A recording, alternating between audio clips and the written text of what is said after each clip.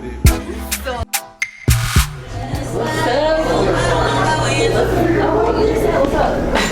I'm like somebody else. No, we're here. We're here. The people want to see what y'all looking forward to tonight the most on the reunion. What you trying to see? Oh my God. The honesty. The honesty? Yeah. Accountability. Let's clear all the delusional rumors To get today. the truth. Right. Exactly.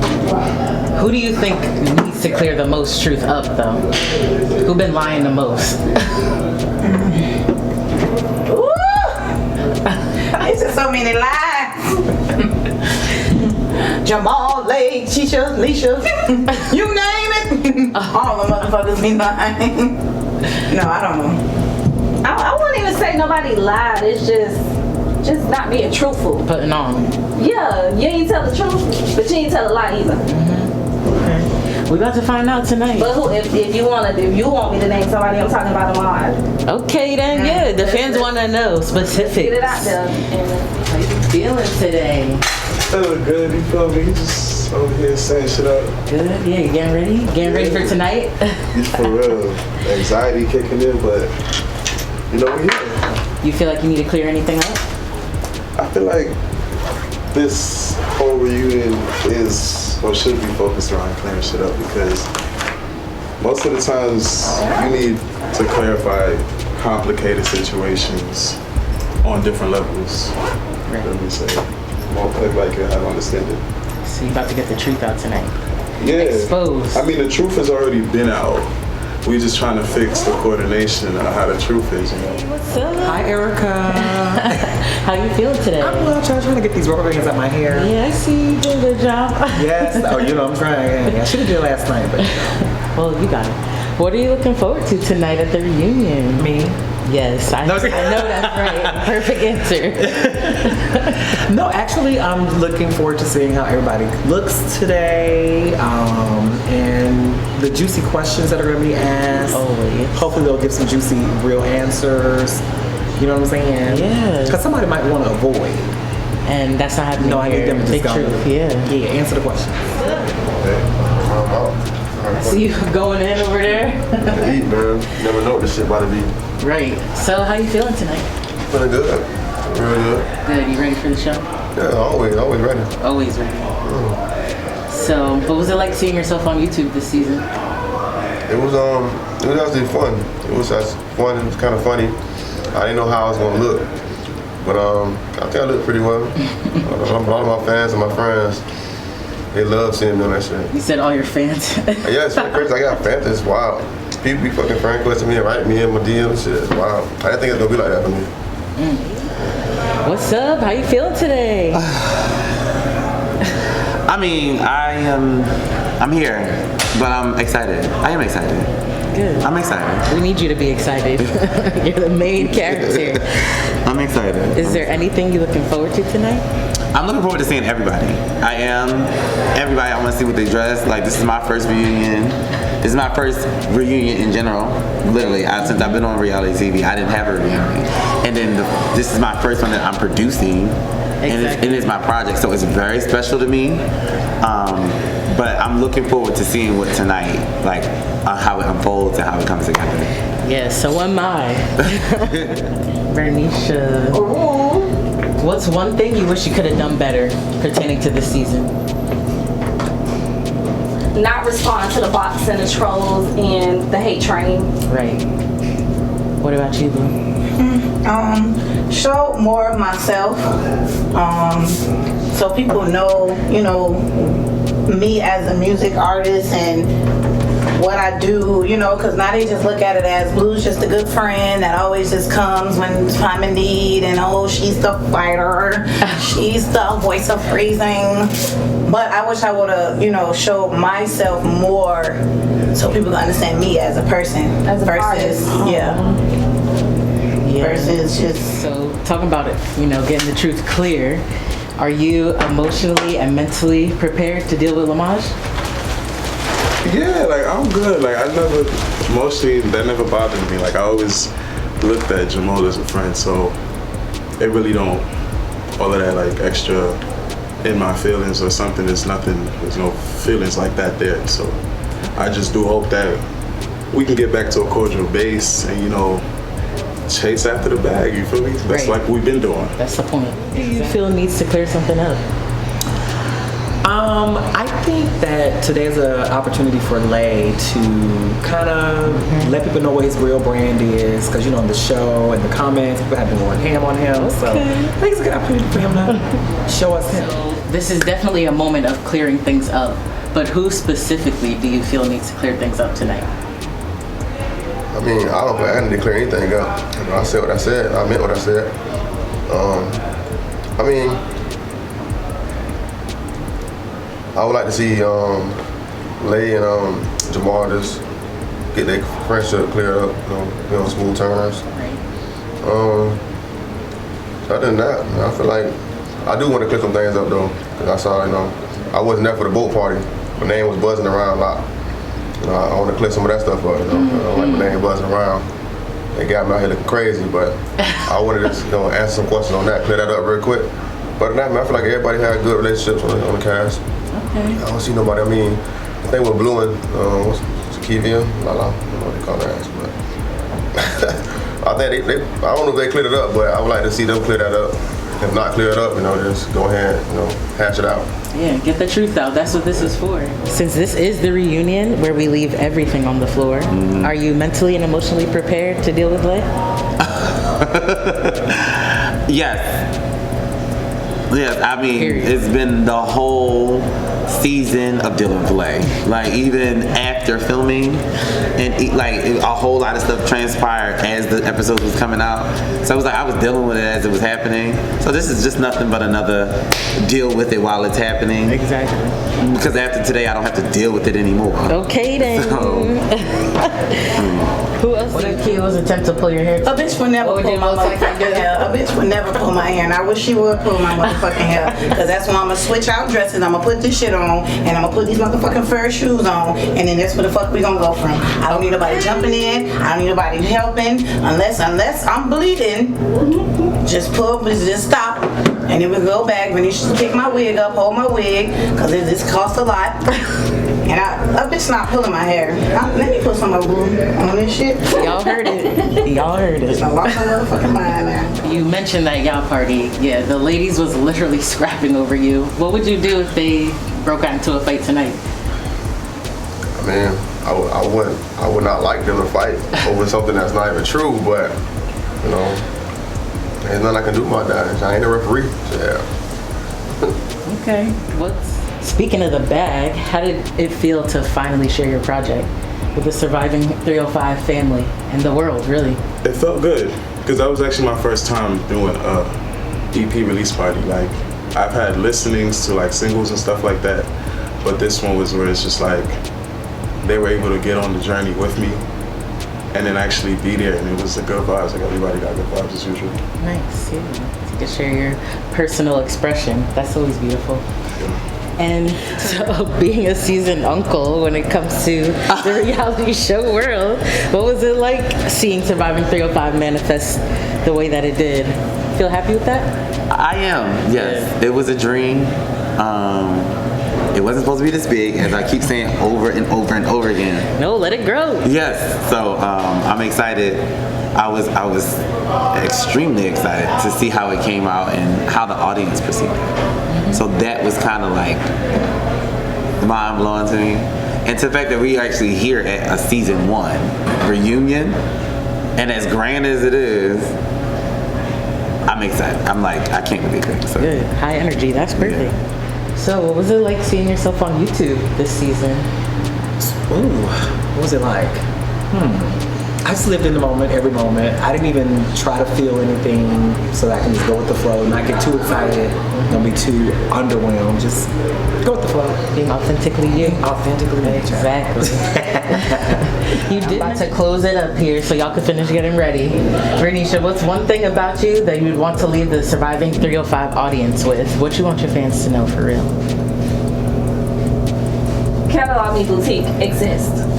And in the world of where people think they just have to go inside of a store and get a storefront, that's just not my wish. I'd rather just keep it online. So all the, oh, she has an imaginary boutique, she has no, it's actually there. I really do have a boutique. You can go on my shopping website. You can find whatever outfit you want to find, brunch, going out, photo shoot, whatever it is, but it does exist, and I don't want y'all to have this mindset that I don't have a boutique and it does not exist, because it does. And this is one of the outfits right here. Period. Let them know. Let them know. Let me see your walk. Yeah. Show it. Yeah. What else do you feel needs to clear the air up once and for all? That needs to clear the air for once and for all. I'm looking forward to seeing Venetia clearing the air. And Ahmad, them two. That little situation, because it's just like, looking back at it, it's just like, oh, whoa. Messy. Yeah, it was a lot, and I've grown. I mean, I knew Venetia before I knew Ahmad, and I know how much of a sweetheart she is, and she means well, but she also has her ways. I'm hoping to see that she has grown from this experience, and she saw herself, because I know it's not easy looking at yourself. Back. And then Ahmad, I just wanted to see where he's at now. You know? Yeah, we about to find out tonight. Big truth. Yes, we are. Wrapping it up, what's one thing that you would want to leave the surviving 305 audience with? What you want your fans to know? I want my fans to know that, just like everybody else, I'm human, and I experience those human feelings as well. So with that being said, it's how you approach it and how you deal with it. And when you get older, as you get older, you start figuring out the best way to handle things. And you know, it might not be good for everybody else, it might not be good for you, but as long as you take accountability and you realize that and move forward, feel me, we all here to grow. I'm not here to have no hate in my heart. Great. Oh, that sounds so nice. So inspirational. I love that. So you about to see the real tonight with Lay. Get ready for the reunion.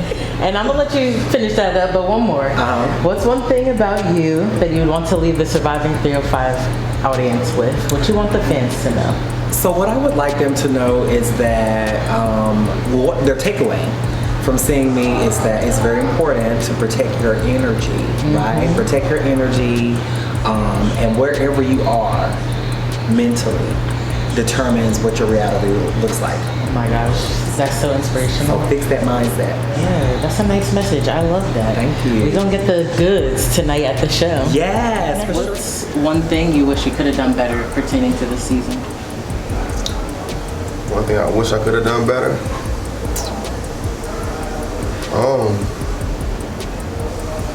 I could have let y'all get a little more inside of my personal life, outside of my business life.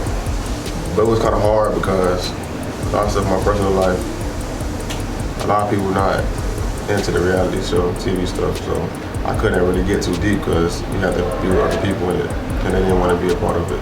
Okay, I see you. So this is as close to the, I guess, deep reality as we could get, but we're about to get a little deeper on the show tonight. So you can let a little more personal out later on. Yeah, let the people see. What's one thing you wish you could have done better pertaining to this season? One thing I wish that I could have done better pertaining to this season. Nothing. Okay, boss energy. Yeah, nothing. Love that. We're going to wrap it up, let you get back to work. Okay. But what's one thing about you that you want to leave the surviving 305 audience with? What should the fans know? Baby, this is getting it out the mud. Okay? This is, I want them to see, like, baby, I started with nothing and look what it has transpired to. Real. So, run after them dreams. Run after them dreams, because baby, I'm looking at mine right now like this is a set. Okay? Yes, and so, it's amazing. Run after them dreams. You heard it straight from the source. About to find out tonight, big truth. You know, What you gonna say to Ahmad? it's not what I'm gonna say to Ahmad. It's what Ahmad gonna say to you. It's what Ahmad gonna say to me, because he's the one that bashed me this whole season. I didn't bash him.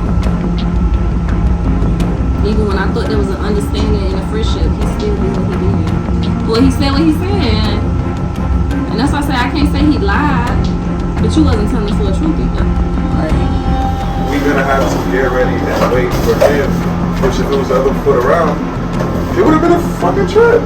Right or wrong? I agree, but that's what I was saying. I know that. That's what I'm saying. Just like, so that we don't have to hear it. Because then when we have to hear it, it's going to translate out there, and then it's going to be an argument on the show before we actually How y'all doing? Well, that's what he's Y'all gonna be yeah, bitch. You think Jamal and Lay gonna like? You think Jamal gonna walk out? I don't think he gonna walk out. I don't? think he gonna storm the fuck off. You know, he quick to storm the fuck out. So I think it's some of the answers gonna get under his skin. He ain't gonna be able to take that smoke. Did you see anybody else or talk to anybody else? You know what? I'm gonna do what I need to do and leave and come back. I got shit to do. I know. Not for you real. kicking your shoes off. This is sad. But you should put a dress on all different sides. Laces. I got two dress. Next is gonna be a pants. So Okay. let's And go. this one I just need to eat. Ooh, I ate Y'all that. gonna go eat from here? We're This is new. terrible.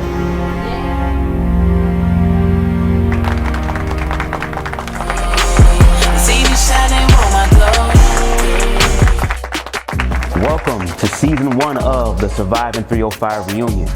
I'm Bubs the God. Let's welcome our cast to the stage. Welcome Keisha. It's beautiful and stuff. Look at you. Let's welcome Ahmad. All that. Our co-producer Blue. Going on Balloon. How you doing? Next we have Knick-Knack. You know them hoes can't take. We have Bernicia. Bodacious. How you doing? Good. Next we have Lay. What's up? We're gonna have to match us up after this. You know what it is. Next we have Kia. All the women is beautiful on here. What's up? Yes. Let's welcome our executive producer Jamal. How you doing? I like the little Now y'all all look very amazing tonight, okay? Let's take a quick recap at this season.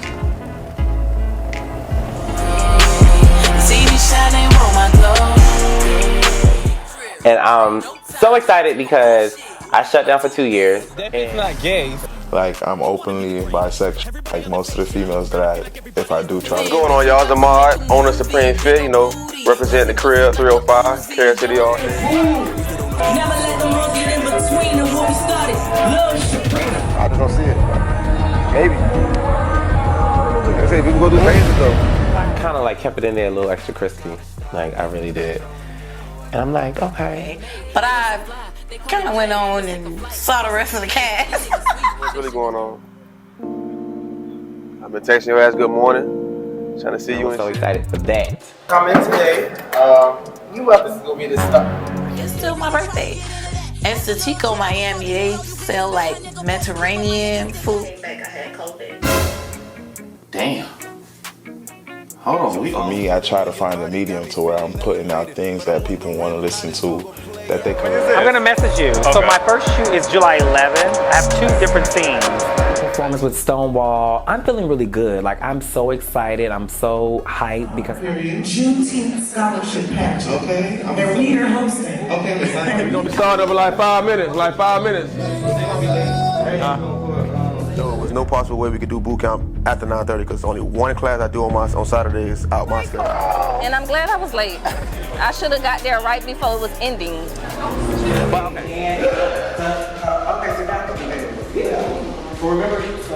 Like the whole managerial aspect of what I'm missing. But she rotates. She stopped smoking. Right? Because I'm not having that. You have to always live in the mindset of making sure yourself is secured first. Okay, so Yeah, he just hitched a ride, basically. That's all it was.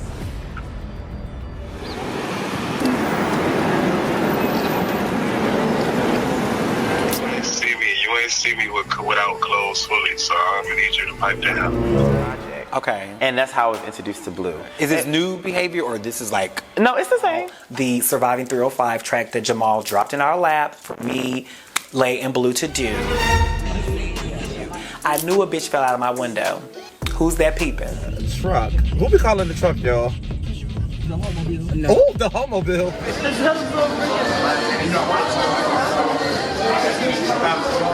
Okay. He also hosts a club up in Fort Lauderdale. He does a lot of stuff. Yeah. He's in ballroom. He's my gay mother. Me and Vernisha, we both Aquarius. You know, we both share that same sexual energy. Hey, Lay, they got some shit going on. One franchise store, I had enough, right? I called Jamal in. You know, this is gonna go against my mom's personal credit. Past it, or we can decide to move past it or not. Or I would rather. My ankles hurt, but I'm excited to be here. We supposed to show up in all black. You know, you're growing. A new start, a fresh start. I'll say that.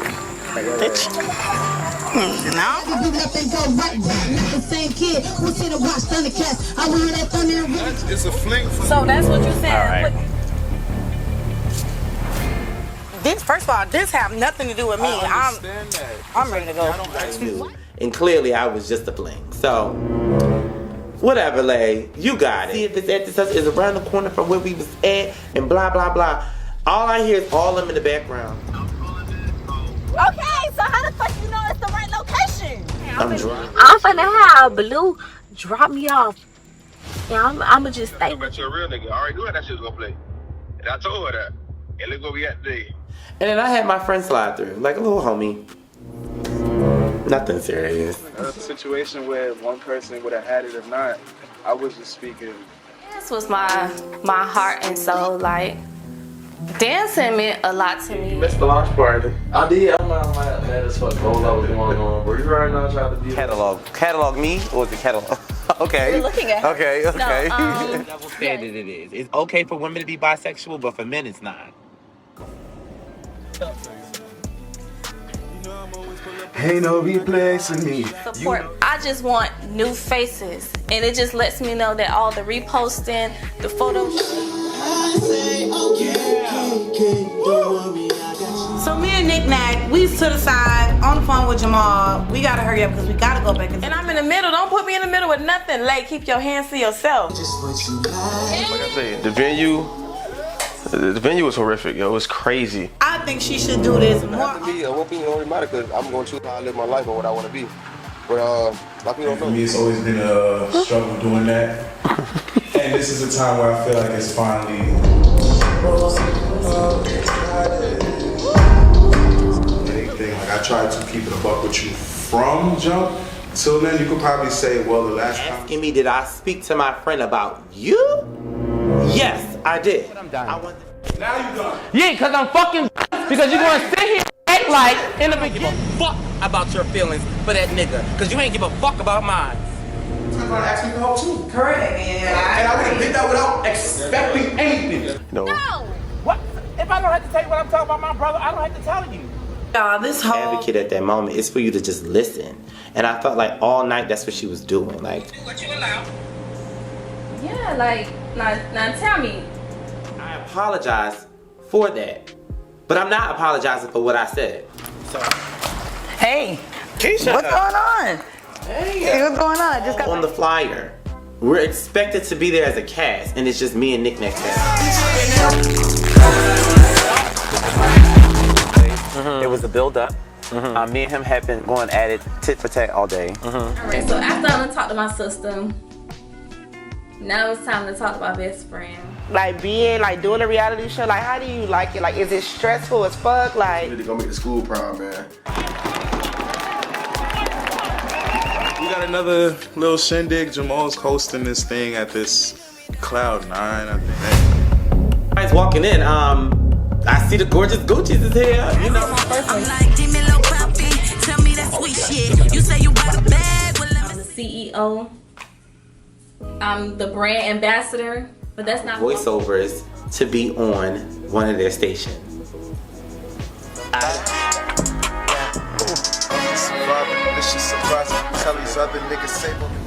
Where are you? I'm like, right now, Boulevard. Cause Keisha not here. You better bring your motherfucking ass home before you be there left. I'm so glad. This is what was needed. Finally see what this boat is about, and it's actually. First question: have you ever had sex in a boat before? But anyway, as far as my hand up or hand down, perhaps, but You can calm down. Let her talk. I'm not hyped out. Okay, let her talk though. Go ahead.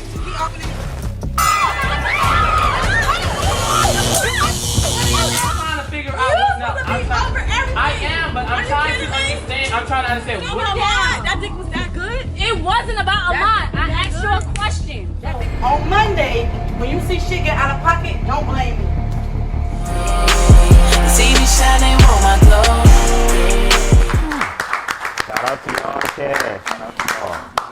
Now, this season was full of work amongst the whole cast. From music artists, workout professionals, boutique owners, okay, and new voiceover artists. The bosses got to the bag. Let's take a look. See me shining on my glow. So prom season, whew, this is my first prom season back open. And I'm so excited because I shut down for 2 years and I lost the edge of sewing. Like I really did. And now I got 12 clients. I made about $10,000 this season. And I'm excited for this because I know next season is up and up. Like I feel like I pressed a restart on my company when it comes to prom dresses. Like everything used to be about a dress. You want to do soft pink or fuchsia pink? These are really, really dark. But I feel like I would like the more blue one. So today I am going to the fabric store to get, she's like the second highest prom dress that I did. I need to get feathers, I need to get fringes, and yeah, I'm excited about this because this is a dress that I think. You want to get fit, you want to get sexy, come see your boy, man. You know how I do. I puts it in, put that work in and out the gym. Let's get it. I'm a groupie, got me bustin' like a Uzi in this movie. Girl, you working with some mash, yeah, throw it back, yeah. Make a nigga spend his last checks in the cash app. What made me start Supreme Fit? Well, like I said before, you know, I've been through a lot of trials and tribulations throughout my life. And one of the main things that helped me get through all my situations was fitness and sports.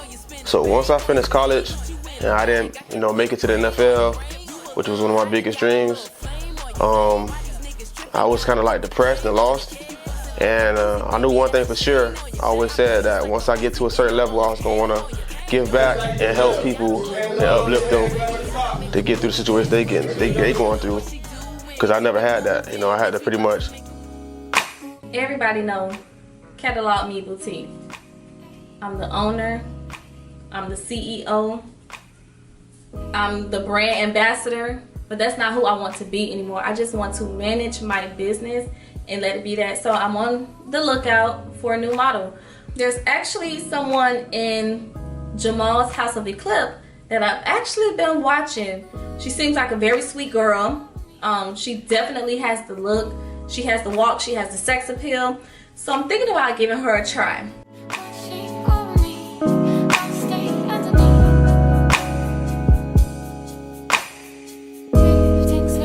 I've emailed her, we've spoken, and she's just as excited as I am to become the brand ambassador for Catalog Me Boutique. I no longer want to be the face of Catalog Me Boutique. I want to be the brand. So when people hear Catalog, the pandemic and dealing with my ex, I decided that today was going to be the last day. My light bill came in at about $1,200 and my checking account had $1,150. I told myself the next time a bill comes in higher than I can afford, I was done. 7 years in, 3 stores, 1 franchise store. I had enough, right? I called Jamal in. We're already recording for this reality show, and I said, this is something you have to see. Hey, how are you? Good, how are you? Good. I'm headed towards you now. Just got into the car. Somebody's definitely there, but Which is CVS. I know, I went to CVS to get my girlfriend some medicine. She's sick. I'm bringing her in my Parkway. Oh, I'm not. Well, I just left my house. You know, I live in 135th and Biscayne, so. Oh, you live out. See me shining on my glow. So we're gonna start this segment off with Ahmad. So how is Supreme Fit doing? Supreme Fit doing real good right now. Just picked up a few contracts with the city of my regardless. Okay. Got some new money coming in. That's right. Yeah. time. So how was it transitioning from your dreams of joining the NFL to now owning your own gym? It was pretty tough. I was so attached to that dream, and when I didn't make it, I got real depressed. And if I ain't know I can step into that light with helping somebody else achieve their dreams. It took me some time to step back and reflect on myself. And once I did that, did a lot of reflection, and I realized that I had to heal myself before I could heal others. So it was a tough transition, but it took about 2 years. I'm here now. Well, that's good, and we love that you're here now. So now to Jamal. How was it transitioning from being on one show to producing your own show? It was a smooth transition, honestly, because I saw what that producer was doing, and I just kind of like soaked it in, and really kind of saw where he could have did better, and then I just kind of learned from that. So, and I had the vision, and I didn't act on it actually at all. It took a conversation with another cast member from that project to kind of make me fully want to commit to it. So it was an easy transition. It's a lot of work, but I wouldn't say this is the biggest project that I've done, but I've done big projects, so I didn't want to I didn't want to feel defeated by something like my dreams. So I wanted to be like, I'm going to do it, and I'm going to do it all the way out and run it through. So it was a smooth transition. And here we are today, so you're doing it. How's prom season going? This prom season was not good. It was not good. Because it wasn't good. I put more energy into this project than prom season. So my ads didn't go out. I had 2 clients that was not pleased with their dresses. I literally put all my energy into this. And which I'm okay with though, because I feel like this is going to bring me longevity. I've done prom season for 11 years. And this is the first year that it was been so low. I typically do about 15 to 25 dresses. I did 6, and 3 of them did not go. So it wasn't good this season, but next season I'll plan accordingly. Now we're gonna switch over to Miss Beautiful Vernisha. Okay.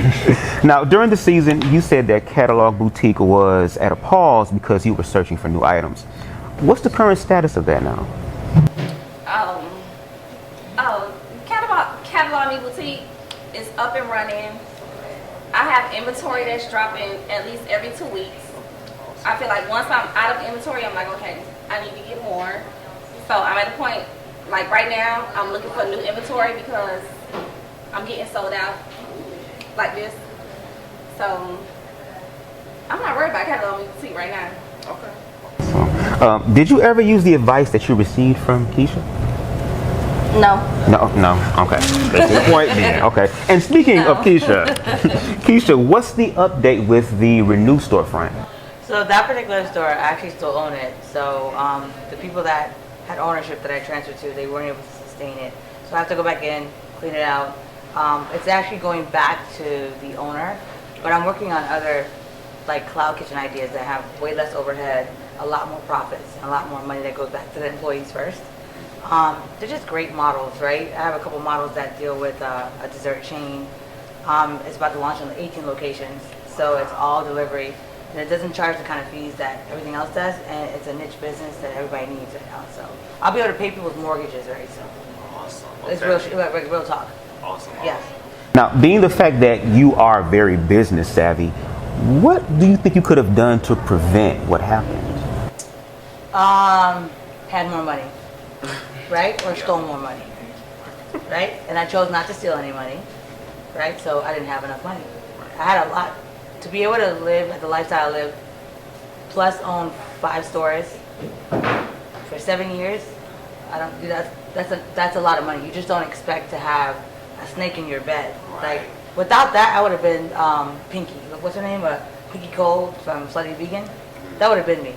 South Florida. I took it over. That would have been me because it had the bones, it had the merit, it had the profit margin, it had everything it needed. It just had a really bad owner that took half of everything, no matter what. That's just what it was. But he was a customer. Like most of you guys live in the area, a lot of people were customers. I have a lot of really big customers. Brian McKinney's. I got your Suki's. I got you name them. You Google them on the internet. They ate my food before. So, and it's only because I'm not Like, I'm not a cooker by trade, right? I'm a money duplicator by trade. It's what I really like. Can I cook really well? Y'all ate it today, right? I catered and I'm on the cast today, and the food's really good. And we got a salmon, we got a seafood, what is that? Seafood Alfredo that's like fire for tonight. And I'm wearing a bomb ass dress. So I could pretty much do it all. And you in color. There you go. There you go. And you in color. I didn't think I was that much off color the first time. Well, no, I've been off color a lot. I tried really hard for this. But things are up right now, you know. Value was low, but these flowers grow high. And I'm kind of feeling myself.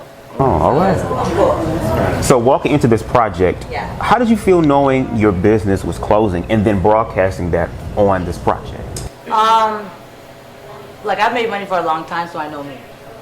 Right? Nobody can count my bank account. Nobody can check my attitude. Nobody can check my, you know, the relationship I have with God. That's just, you know, I'm me. Right? So at this point, I need people to know that if you are doing well, here's how you stay well. Right?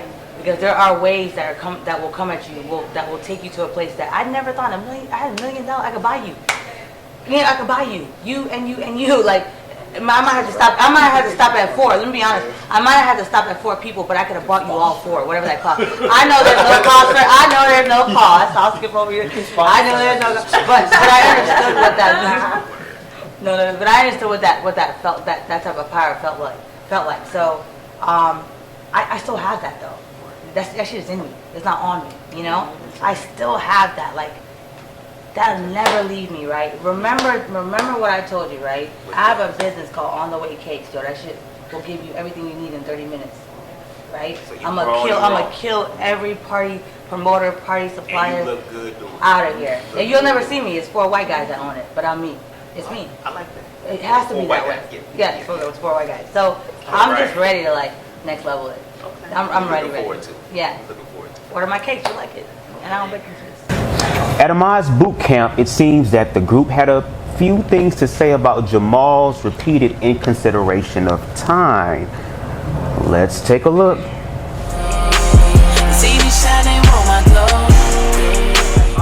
So about this morning where I was like obviously a little vocal about this start time of 9 a.m. and I was like, you know, saying considerate. I'm noticing a pattern, bitch, where you just don't give consideration of what you do. I'm not finished. So when we take time out of our busy and paid productive schedules, right? Because you said that you set this up 3 weeks ago. I did. Comes around a knick-knack. And then they basically try to text it. Like, this is my mom, by the way, my ballroom mother. She tried to check me on not being considerate with people's time. And when X, Y, like this whole day of boot camp. And it's like, I knew you worked Saturday, Friday night. I did. But y'all also knew this 3 weeks ago. If not 4 weeks ago about this. Right, and I'm like, well, what was they gonna do? It was still gonna be 9 o'clock. Mm-hmm. And I still got off of work at motherfucking 5 o'clock, bitch, and had to go home and have an hour of sleep. Yeah. And so out of consideration, right? Sip your water. Was another time not possible? Ask the owner. Ask the owner. No, but you know. No, I don't know. I know ask the owner, because I asked him. I said, hey, Ahmad, when would you like for us to come? He said, let's do it on a Saturday when the regular boot camp is. I went with the owner. Right, so consideration, so that's what I'm saying. Yeah. So what you did not do. Mm-hmm. The time never changed. It was always 9:30. And not by me not being considerate. And then I look over, all I see is good with Blue and Vernisha. They just living it up. Girl, what's so funny? It's sad, because you did say to me, oh, knick-knack, I know that you get off at this time. I know you knick-knack. Okay. Ask me what. Okay. I was. Without the side chatter. See, was anything so funny, but you know, anything that's on me about me not being considerate, them freaking brag is going to sit here and agree. But I mean, whatever. Because you know I can hold my own ground. Asked him when. What you could have done is say, hey, is it possible, knowing what you know, that we could do this at 10, right? Instead of saying, when can we? Because you know you got your people who are working, they're getting a check, they're doing what Absolutely. they're doing. And this, while we are here and we want to do it, you should make it easy for us to do it. And that's why I communicate so well in the chat. When I keep saying, you keep saying it, but 9 o'clock, the issue was the time. Ahmad, please jump in here. Because when I asked you, I know I get it. You keep deflecting back to him. Only reason why I'm okay, his boot camp started at 9. He get off at 5. I've been doing doubles. She work, everybody do stuff. But it's like, all right, it's dead time right now. We could have just slid. Ahmad is a gym freak. So him saying that the time we had to get up early as fuck in the morning didn't sit well with me because everybody don't get up as early as you do. Shit. No, he see me shining on my glow. Wow. Now, Jamal, it was said by Nick Nack and others that you were not considerate of others' times. Why do you think this is so? Honestly, I don't think it wasn't that I wasn't considerate of people's times. They knew. Like, they knew a lot of things changed because of a different situation actually pertaining with Venetia. Because it was actually a different date. She had got COVID, so we had to move it around. But even then, we did move it around, and they still knew. So, this is this man's business. Like, this was his setup, and he didn't change the date, or no, the time for what he does that he offered to the community. So I don't think, I want to say it was like a little bit of a slight miscommunication when it comes to that, but no, they knew, and I understand for the project. With Nick, actually looking back at it, when Nick Nack said like, oh, it could have been another option and stuff, I didn't even do that because I wasn't trying to interfere with this man's business. He told me in the beginning when we set this up that we can do the cast filming Saturday when I do boot camp at 9 o'clock. And I said, okay, cool. I'm going to pencil it in and I'm going to make sure they know it well in advance because I wasn't trying to change this man's way of business. So, like I said, it was probably a slight miscommunication, but other than that, they knew in advance. And then whether or not they wanted to work out or not, because I'm pretty sure they still signed up for this project and we had to be there at 9. So. Just read the group chat. Just read the group chat. Okay. No, that's not going to solve the problem. And so the answer was just actually provided because the issue was there another option possible? That's what the question was. And it would have been simple, this is Ahmad's business, this is what time he starts. No, that would have been the answer, and we wouldn't have even had that dialogue. Every artist starts somewhere. Mr. Lay Forbes is now looking to build his team, beginning with representation. He thinks Jamal is the man for the job. Let's take a look. See me shining on my glow. Thinking about like the whole managerial aspect of what I'm missing from getting to the next level. See, I'm new out here. I don't really know much people, but I'm getting around. But I need somebody that's more established than I am, also about their shit. And from I've been here, it's probably been like 1 or 2 people that's really on their shit. Everybody else is just talking. It's a lot of that here. Yeah, a lot of talking. I do this, I do that, and they don't got nothing to show for it.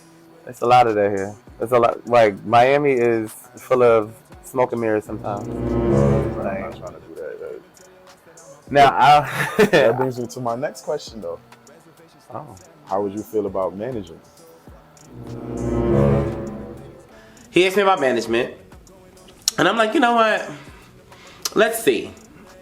Let's do a little trial run. Like by the end of all of this, I'll have my answer for you. Like I don't know. Like I'm still on this whole a little bit like, I ain't feeling you. Like I'd rather be your friend than, other than that, because I was putting putting in work to kind of like talk to you, and I'm still like I'm trying to learn how to be your friend. Now, I mean, no, all seriousness, but I've never managed. I've never managed an artist. Let's just say that, but it's not something that I wouldn't be not against to managing. But I'm hard. Trust me, I know. I'm a hard person to kind of work with when it comes to business. The reason why I feel like you would be a good manager or a great manager at that is because you do what you say you gonna do. Yeah. You put your stuff out there, yourself out there, and you do it with passion and grace. Like with confidence. When I've been out here, bro, I've gotten more stuff done dealing with you than I've dealt with people in my whole life of living in New York. Really? A lot of people out there, garbage. They be on one shit for a month or 2, and they fall off, they disappear. Like, where you at? I had somebody who was making my beats disappear. Bro, I've been out here for like 4 months and I still ain't found a studio that I was really like comfortable with until your people's, man.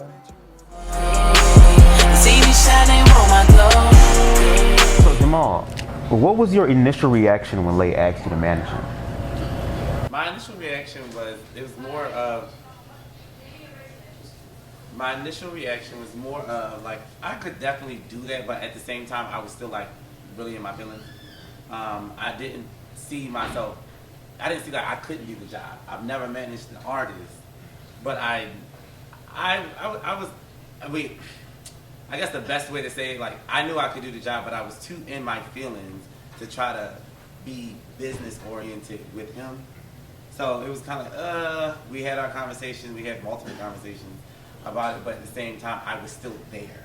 So it was difficult trying to find that balance. Right, trying to find the balance of the disconnecting the personal and now making it business. Yeah, okay, Lay. What were your reasons for asking Jamal to be your manager? So at the time when I was out here, I was new, like probably like a few months, and he was the only person that I was around that was in the lane of creating things. You feel me? Music is a creation, clothes is a creation, like, and that's what we clicked on, like, you know, after we got to really know each other. So for me, it was like he's already heading in that direction. We on the same wave, we vibe, and he was getting shit done at the time. You feel me? And he was perceiving like he was controlling his feelings aside from the business aspect. And honestly, for me, it was kind of like that's what would have made it work because the feelings were like one-sided. So with that being said, it was kind of like, you know, in that moment, that's what made me want to work with him because it seemed like it wasn't going to be an issue us working together. You feel me? But didn't you say, Jamal, that I there was have some a question too. I conversation have a around that when you question were with Renisha about the management thing? Yes, there was some conversation. No, not with them directly. Yeah, I never talked to them about, I could possibly manage him. But I think it was outside conversation about me possibly being a possible manager for him, and was I a good fit? And later on discussed, they said, well, in the show, you said that my good homegirls was talking to you about why I wasn't a good fit to possibly be a manager, but you never put a name on it. I mean, it was a few people to put a name on it. It would kind of be like, I would be going on and on right now. Well, that's probably, And that's not what I'm trying to do. Feel me? Because at the time, it was a decision where it's like I felt like he would be a manager to me and be able to manage me. From even hearing people on the cast like, Blue, Venetia, on some real shit, they didn't feel like you were fit to manage me either. No, I didn't feel like shit. What I said was, you and Jamal don't need to do no motherfucking business together until y'all get y'all situation right. And I told you that on several occasions. So it's not, you're going to be a perfect fit, whatever. And like I said on the show, Jamal got connections here that can help y'all, help you, whatever. But at that moment, y'all, all that feud and shit and the fuck you, nigga, it would have never worked. And I copied that. So it really wasn't going to be business until they handled they business. fixed out the situationship that they had going on. It just wasn't delivered like that. It was more. It wasn't delivered to you. So however he told you, it wasn't delivered that way. So you should have asked. Well, no, it's not me. It wasn't me. It was said on the show. It should have said names. Like, this is the conversation that we actually had about it. So it seemed like, we're going to call him and talk behind his back about why he's not good to be a manager and stuff like that. I never said anything that was said was negative. I don't know what was said. That's why we're here. So I'm asking, like, okay, well, tell me why I'm not a good fit to be somebody's manager. But you know why? Why? Because y'all mix. Well, you talking pleasure. You talking about the situation? Yeah. Okay. Y'all know why. It's not like we was dogging your name out and ain't like we was dogging his name out. We specifically told both of y'all can't mix leisure and pleasure together. It so was never gonna work. Looking in more objectively. Yeah. We're going to take a quick break. See me shining on my glow.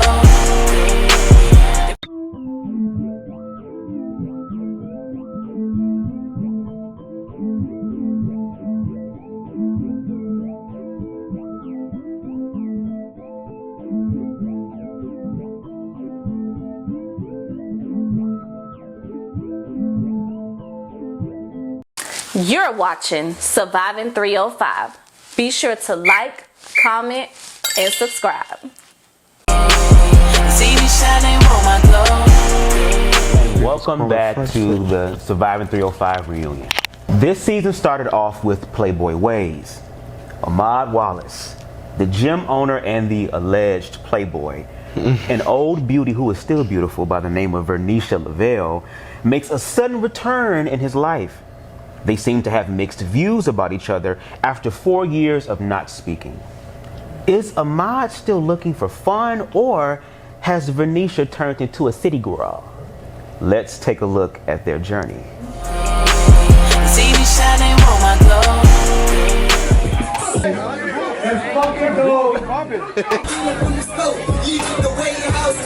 Explain your party boy ways.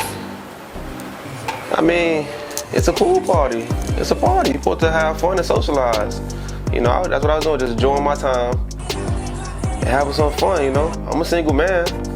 You know, I don't see no harm in dancing with multiple women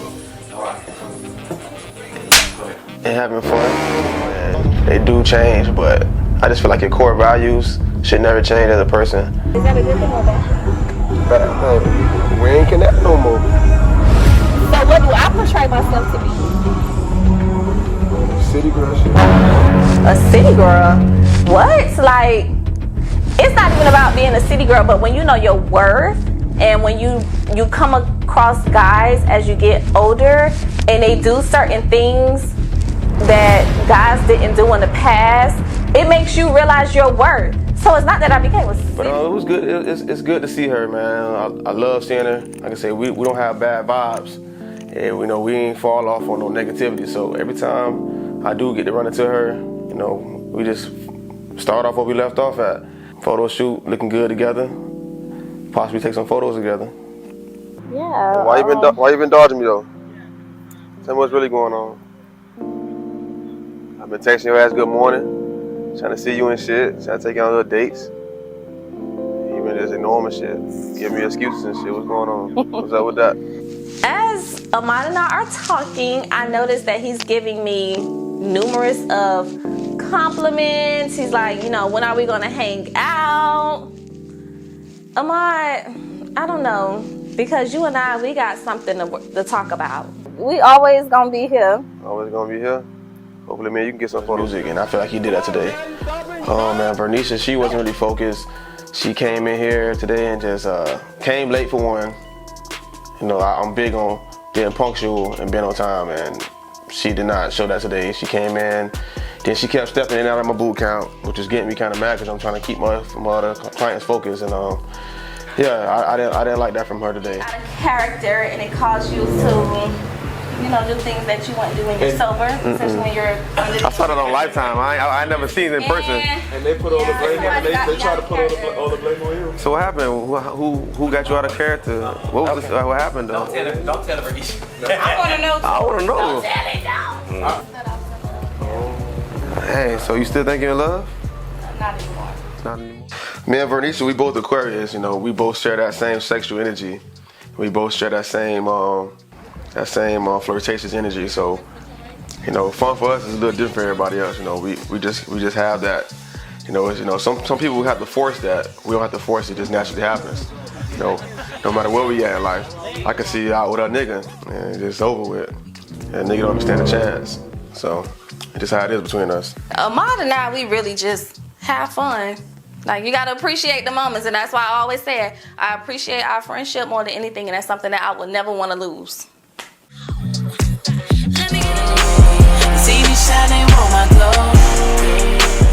So this question is to both Vernisha and Ahmad. We're gonna start with Vernisha first.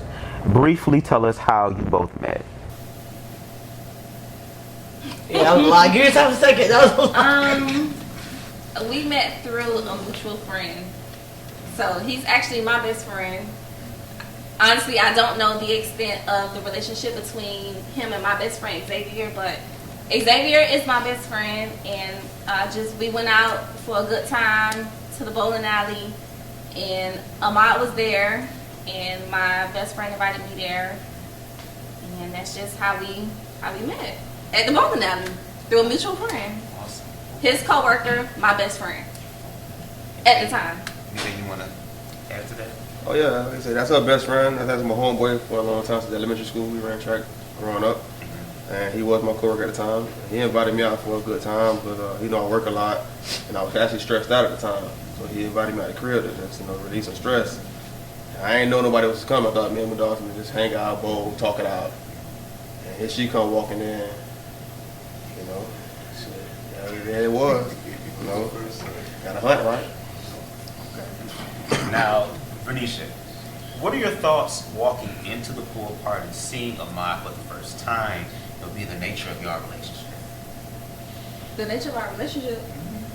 I mean, at that point, it was no relationship. It wasn't nothing. Like, we had met through my best friend. We end up having our encounters. We end up becoming, like, we was dating. Like, I just want people to know we was never in a relationship. Okay. So we were just dating up until the time that I found somebody else to start a relationship with. And then, like, it was no beef, it was no negativity. It was just things between me and Ahmad just stopped. Right. Like, just stopped. So I can't say that we fell off on bad terms, we fell off on good terms. It just stopped. It was no closure. So when I was invited to the pool party by Blue, I'm just like, I don't know how this encounter is going to be because I haven't talked to Ahmad in so long. It's been 4 years since I've talked to him. And it was just like, I'm just waiting to see how he interact with me. Right. Knowing that he knows that I went into a relationship and we just ended the way that we ended. I got you. There was no bad blood, no good turns, bad turns. It just like ended. Right. Yeah. Understandable. Okay. So how do you feel about Ahmad saying he doesn't see a future with the new you?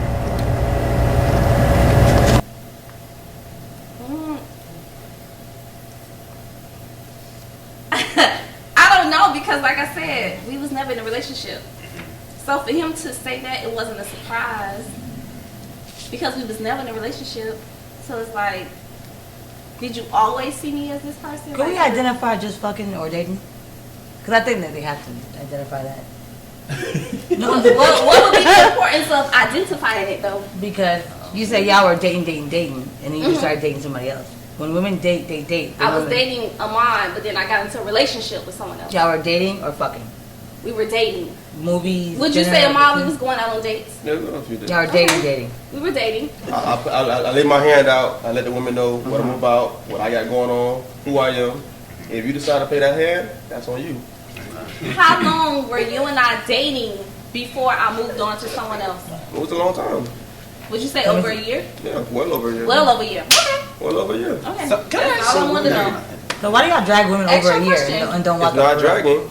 It's not dragging. It's options plus no, dragging? No. Listen, like I said, casually dating. Like, let's be honest. It's like you're casually working. dating, possibly talking to other people. She did not choose to talk to other people. That's what I would wait. Well, can I ask That was her choice. pause. You always say that. I want to say this. If you've dated her for over a year and y'all casually dating, y'all like where was the conversation with like, where is this going? He wasn't gonna have it. He was gonna keep on knocking her down. In the beginning, my name was Ahmad Wallace. I'm not looking for a girlfriend. Was that true? But it's different. If I'm just meeting you and you tell me what your requirement is and I tell you what my requirement is, and it's like, well, shit, I'm just dating. I'm not looking for a serious relationship right now, but then I end up starting to like you. Okay. So is the onus on me? Things start to change. Understandable. It's the onus on me. Was there ever a conversation where you guys we never had that conversation. There's no other conversation because what? Nothing never changed with me. So what's the other conversation coming from? It never changed because I felt like at the time when I felt like, Ahmad, I want to come over, you was always available. Come on. If I told you, Ahmad, I just want to stay the night, you always let me stay the night. So I felt as if I'm a single man, there I'm a was bachelor. no I run one my own else show. that was there that I run my own show. You come over when you say you want. I can clear my whole schedule for if I want to. If you want to spend the night, I can do that. I don't got a woman. It's my show. So when you were connected with Venetia, was there anything in your mind wanting to possibly be something more with her, or was this girl is beautiful. We had a great time. We had good chemistry. You call Venetia a city girl on different occasions, right? Do you think and again, I'm just reading the questions. Do you think your friendly ways correctly portray you as a playboy? And or so, do you feel these ways are similar to Venetia's? Listen, all right, so I'm single. I do what I want. I'm living the bachelor lifestyle. I'm meeting different women. I'm exploring learning more about myself, learning more about women. If you want to call her a playboy, cool. I can't fault you for that. The reason I call her a city girl, when I first met Vernisha, she had different moral values. She had different standards. She had a different way of living. That totally changed from the time I met her to the time at that pool party. Her whole thought process is different. All she cared about was the superficial stuff, the things you can get, the things you can have. That's not the type of stuff we had when I met her. Two types of women. Two different types of women. So you was able to pick all that up? I picked it up right away. Two different women. I do have a question, but if you... At this time, were you possibly thinking about a relationship, or so it didn't matter anyway? You just... I just wanted her to be the best woman she could be. Okay, all right. And I still want that for her. Yeah, but I wouldn't say it's my fault if I didn't pursue it. Okay. I never pursued being into an intimate relationship with Ahmad. I never pursued being in a relationship with Ahmad. So at the time when we all started this group and me and Ahmad did what we did, I never came on to Ahmad. Right. Ahmad came on to me, if we're going to be honest. So that's why I don't understand as to why. I mean, I do come on kind of strong. As the dialogue, the way that your dialogue came on as the way it did, because then I'm looking at it and I'm just like. Let me say this. Let me piggyback. When she did get in her relationship, I was kind of hot. Not the fact that she got in a relationship, it's the way she did it. Like, she could have just let me know. She just completely ghosted me and cut me off. So imagine talking to somebody every day, texting them and shit. Oh, now you in your feelings? No, I'm not in my feelings. I'm not in my feelings. I want to do a feelings check. I'm not in my feelings. But just imagine, Feelings check-in. you text somebody every day, good morning, checking them on them, and you text them, they don't text back. It's a good morning. And you text them again, next day they don't text back. And a week passed, they just fall off the face of But earth. then again, you say you wasn't looking for a relationship. That's not a relationship, that's still a friend. We still got the connection, whether it's a relationship or not. This way you gotta put on like a two-sided type of. But like I say, because if you it felt wasn't no like beat that though. one I understood time, it. Imagine how many times she felt like that. Like what? Never go to them. Okay. All right. Just didn't commit. So, Ahmad, the viewers want to know. Who is Cheetah Print? Who's the Lost Cheetah Girls? And is she still around? Cheetah, you call the girl from the pool party. Cheetah is around. The girl from the pool party. She's someone that attends my gym. Oh, okay. That's it. She still go to my gym. Okay. Like I said, it was a drunken night in the pool, I'm dancing, just having a good old time. Ass slap. Yes, I guess ass slap, get real physical, but that's all it was. It was a dance, it was a soiree at the party, and that's all it was. She still attend my gym, and that's what it is. Well, we're just scratching the surface with that, so we're gonna hold on to that. Now let's switch gears. I must say this season was full of talented individuals. I'm sure you all can agree. From a hot new R&B artist, fresh out of New York, to a local LGBTQ new artist, and a new rap queen. Let's take a look at the surviving artists. For me, I try to find a medium to where I'm putting out things that people want to listen to, that they can relate, and also just hoping that they promote it and push as hard as I do and as hard as strangers do. Performance with Stonewall, I'm feeling really good. Like, I'm so excited, I'm so hyped because I have familiarity with the stage, with the team. So it's just a really good feeling. And my dancer, my choreographer,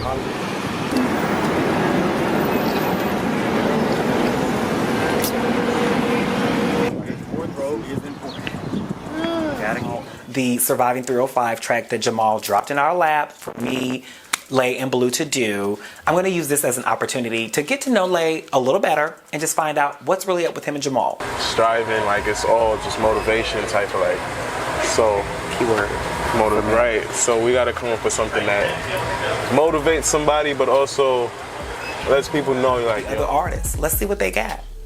Hopefully that bitch loud, we got that right back and left was right. I leave you left and go right back. Not the same kid who's here to watch Thundercats. I wanted that thunder and really try to get into that. As a little kid, I was taught to hit all you bitches back on the go petty. Hey, and ain't no stressing me. I tried to share with you a life that you never knew, but you was with your games, it's all good. Ain't no replacing me. You know that you want me desperately. These other niggas ain't nothing like me. Nothing like me. Nothing like me. Cause I give you time, grace, and patience. For me, it's always been a struggle doing that. And this is a time where I feel like it's finally doing what it needs to. With that being said, this EP that you guys are about to listen to didn't really get much freedom. And I had to kind of like fight for it and also express how I felt. And when I got to a breaking point, that's how I created this song. So it was kind of like, I'm over it, I'm done. You give me a beat and I'm gonna write and I'm gonna deliver. And that's exactly what I did. That'll do it. This shit surprising. Tell these other niggas save on their comments. Been jugging, get a line you can follow. They giving up the blueprint. And we all just went in here and we was just vibing. See me shining on my glow. All right. So these questions are for Nick Nack, Blue, and Layton. We'll keep it in that concept, okay? As a music artist, how does it feel to have your music featured, Nick Nack? I haven't allowed myself to feel anything as of yet. What I do know is that I've always said that I wanted to have at least one song on a streaming platform. That turned into two, and then I just started to dig a little deeper, and haven't allowed myself to feel it. And that's normal for me, because I'm like, maybe it's that thing I don't want to be disappointed, but let me just go with it and get what I got. Love music. Thank you. My sister loved that song. What about you? How do you feel about having your music featured on this season? I love it. Yeah, because I was listening, I was like, damn, every episode, 4, 5 songs, I'm like, okay. I love it. What about you, Ray? Honestly, it's a personal experience. I actually love it. You feel me? Seeing my music more than just like on Apple Music and Spotify and stuff like that. So seeing it on a big screen, and it's not a music video, you feel me, where I can explain where the thought process comes in, it's really like, it's captivating, and it's also, aesthetic. That's awesome. Okay, so Nick Nack, are you currently working on any new music? Yes, my intention is to do an album. Well, I'm doing an album. I've been recording for the past 2 years, actually. So I've been back and forth between Miami and Atlanta, just recording some different stuff. And May, I'll be releasing my official single, but my brother Tay Henry and we have a song that we just put out called Crickets. So visuals, promo, coming heavy for that. So awesome. She worked. He or she, whatever you want to call it. As you should say. Blue? Yeah, in the near future, I think I want to drop an EP, but I'm not sure. Because it's like drop an EP, drop a single, I don't know which one, but in the near future, probably after my birthday, if Jamal don't plan something on it. So honestly, I have a new single coming out tomorrow, May 1st. May 1st, so you feel me? Thank you. So the single is called Senorita, and I'm kind of trying to get a little mesh, because from being in Miami, I see that there are different races and different cultures. So on it, I tried to bring like the Jamaican feel, the hip hop, and the Latin American culture. So what I tried to do with it, which I have more stuff in the works, like a remix that's coming out, that will kind of push that a little further as well. So I'm starting with piece by piece. I just did an EP, as everybody knows, so I'm just trying to work with those right now and still work on the back end, like, still stack my music. Okay, come on, inclusive. Blue. We heard a lot of your music, but we can't seem to find it on any streaming platforms right now. At least right now. Okay. So what's the update on that? We need the music. All the songs that he begged me to sit there, when I said I wasn't going to release it, and he told me I need the music. That's what's happening. He forced me to give him the songs. Then they just started coming. Then they just started coming. Yes, I don't hear your mouth. I said they just started coming. When? So that way you can highlight on the show, because you didn't have anything. I didn't have music? No, you didn't have anything to highlight. With what? On the show. Oh, so when did we talk about that? Yeah, when we, in the beginning of the season, when I said Blue, when I look in your file, no folders come up. So there's nothing that you're highlighting on the show to show that what you are or who you are. And then when it was time for me to highlight, what happened? Oh, I gotta give him a call. It's broke. Well, I can't change any days. I'm not doing no Ubers, nobody, blah, blah, blah, blah, blah. It's not true. Whatever, Just it is as what well, it is. Boss, You everybody gonna allow me to speak and I'm respond? speaking to the host. But he just asked me a question, so you gonna allow me to respond? I didn't know he asked you a question. No, you asked me a question. I don't want to know no more. Okay, well, I would like to respond. She said she didn't, because the reason why Blue Monet was not highlighted on the show, I called her in the beginning about the show. That is the idea. So when I called her, hello, Blue, I want to do this reality show with you. So, hey, get whatever you have going on together and let's highlight it. So when I said that to Blue, it's her job to figure out what she wants to highlight. This is raw reality. So I'm not going to sit here and give you ideas to highlight things on what you should already be doing. So if she called me and said, hey, I'm going to the studio. Hey, I'm doing this. Hey, I'm doing that. I would have highlighted it. Hey, However, I'm washing my ass. I would have highlighted.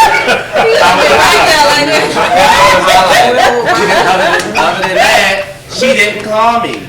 And then when it finally did happen, I was having situations with my car. She was having situations with her car. And it just wasn't the timing. So guess what? That tell you that God has a bigger plan. That means it's a time for everybody to shine. It's a lot of cast members. It would have been a lot of shit going on, and this would have went to about damn 12 seasons to get through everybody's life. So it's a timing for everybody. Maybe my time to highlight myself wasn't right then and there. Maybe it was time for you and Lay to highlight y'all situation for Nisha and Ahmad. Fix it. And then at the end, what it did, got into Blue. So God makes no mistake. I also now know what you're capable of because of the music on there. So even though you may have not been able to get what you wanted, we still was able to feel your essence. Okay, no problem. All them songs. As a new artist, what's your experience been like so far? So it's been fun. I've been to Atlanta. I performed there. I've shared my song with that audience. I performed all across Florida performing. So it's been very exciting to do that, and I'm just excited to do more. Like what I'm coming with for the summer. Get ready. And your energy is amazing. I just want to tell you that. It's I'm amazing. reserved right now, but you know. I am too. But baby, get ready. Okay. Now, of course, with Nick Nack, we love his hit single, Can't Take Me, okay? But it was clear that Mother Nature had the last word when it comes to what she can't take, okay? So with that being said, let's take a look at that. See me shining on my glow.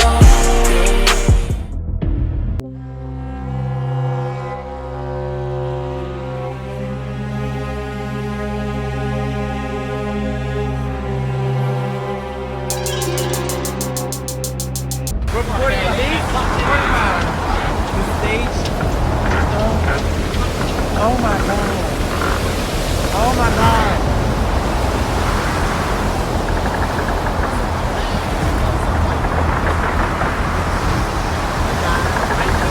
I'm well, but I'm not getting it. I am fine. Give it up for Nick Nack London. Nick Nack London. What's the motherfucking tea, y'all? How y'all feeling tonight? Y'all need to make some motherfucking noise. We don't play all that quiet shit, baby. We from motherfucking Dade, Broward County, bitch, and we gon' represent. DJ, drop that shit. Motherfucking soul, let's take me.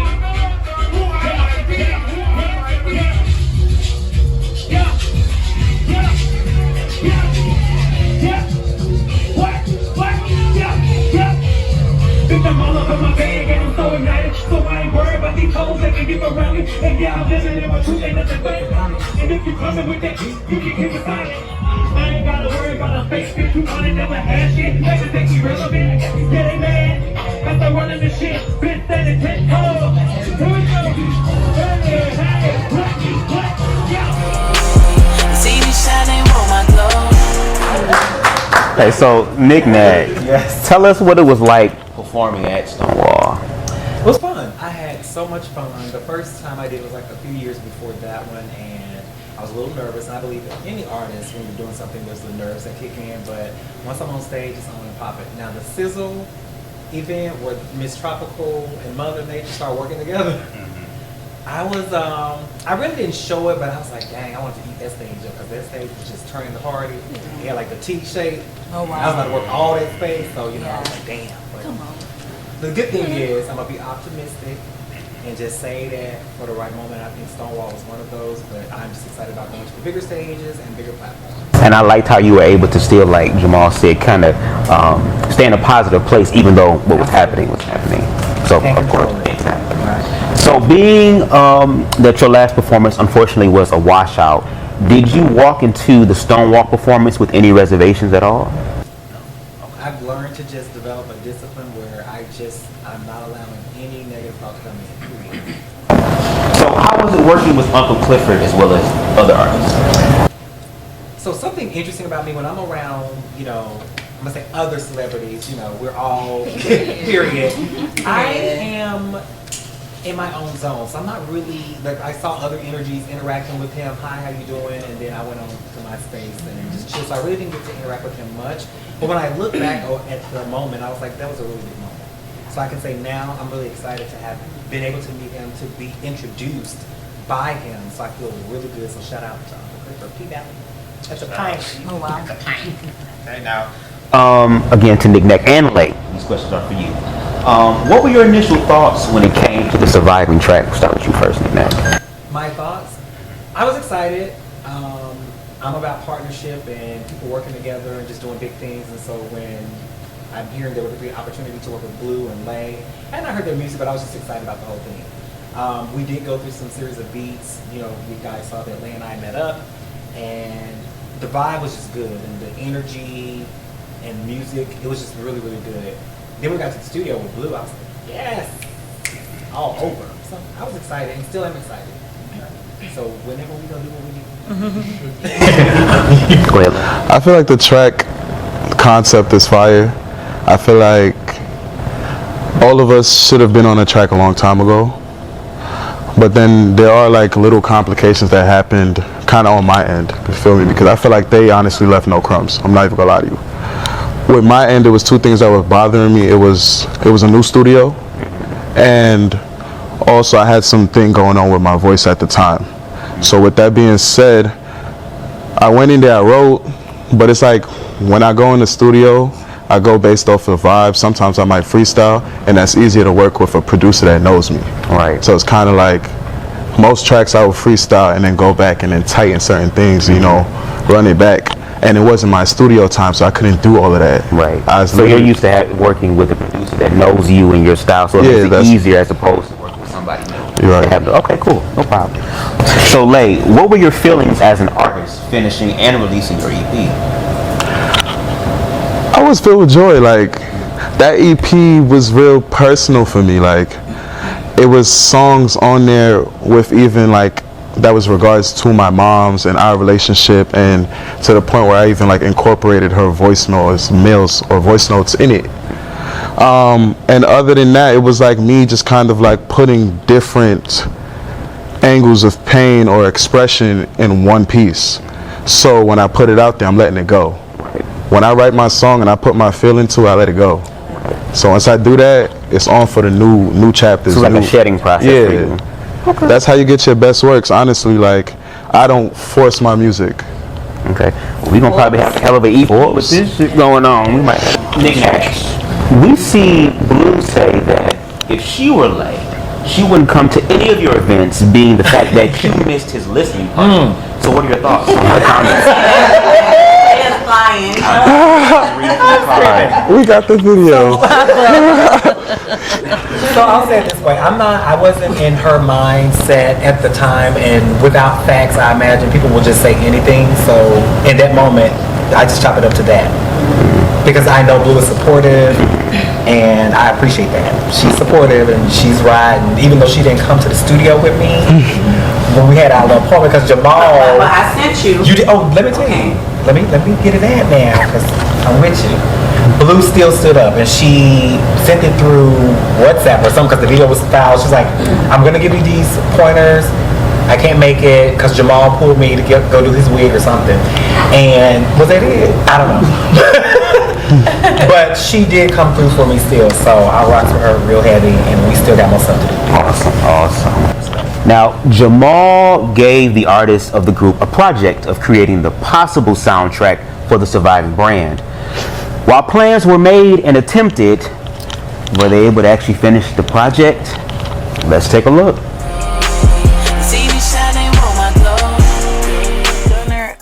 Gunna X Young Thug trumpet type beat.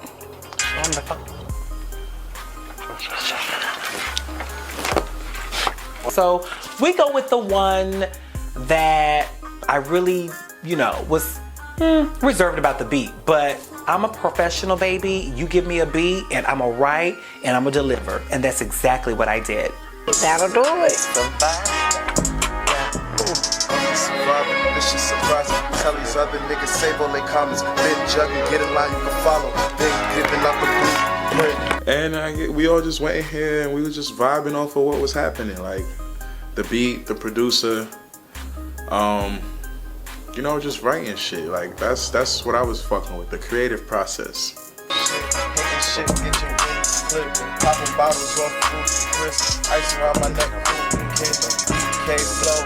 Blessing at Miami, sip cold. I don't follow trends, they follow me. Number one, making moves, this is history. And I don't give a damn what a hater say. Cause if I did, then I wouldn't be here today. Bill double S, boss. So I gotta,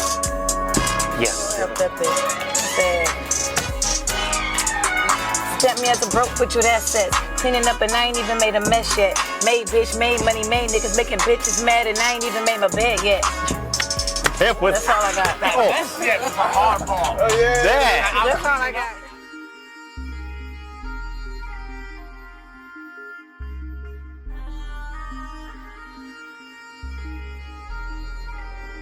Tonight, Blue, Knick-Knack, and Lay, they're meeting to make the theme song for our social group.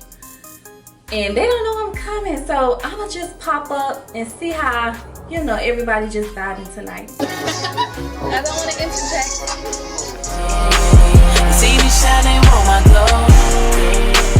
So this question is to to Lay, Blue, and Knick-Knack, okay?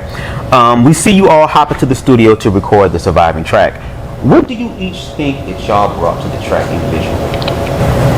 Let's start with your Knick-Knack. Me? Mm-hmm.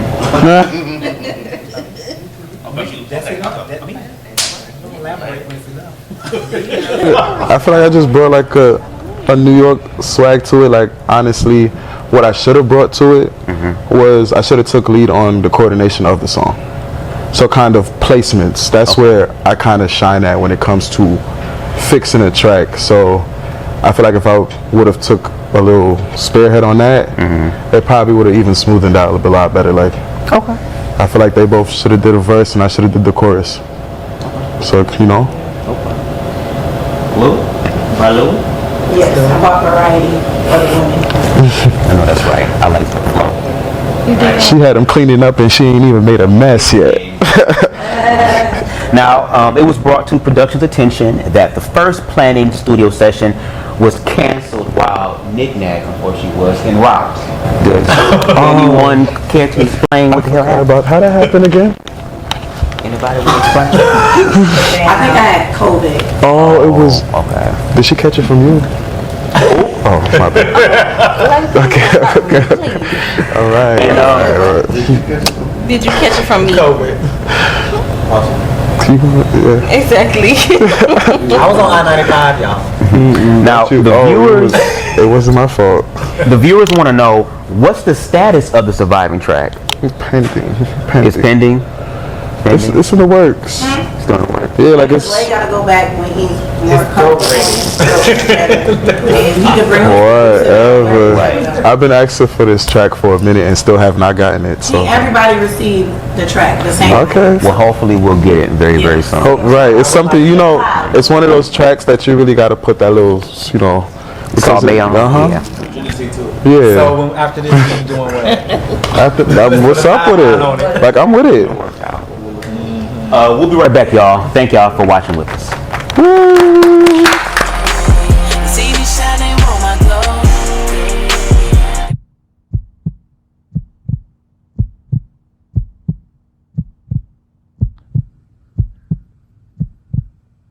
Shit.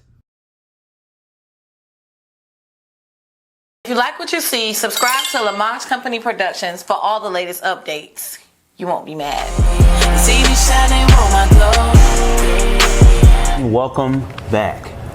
Now, we open up the season with Jamal working hard at prom season, as well as giving birthday gifts to a new local artist by the name of Lake Ford.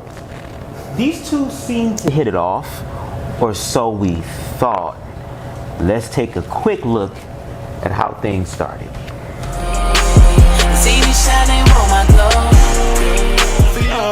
This guy named Lay. Yeah, he's an R&B artist. And we had, you know, well, you'll see.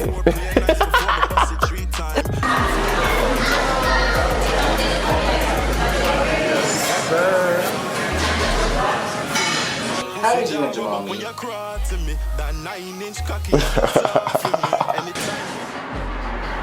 But while we was doing it, it's kind of like he's trying to move forward, but he's still focused on past shit. So moving out here, you feel me? I started exploring, seeing what it was giving. And I ended up meeting this dude. Somebody under the same sign as me, a Taurus. Real chill vibes at first. Like, it started being real toxic, mentally abusive. Or you would cheat, or you would do something else. Like, well, I'm just not your type. Like, that's what it sounds like to me. It sounds like you predicted like negative things, or like you're just not that interested to even.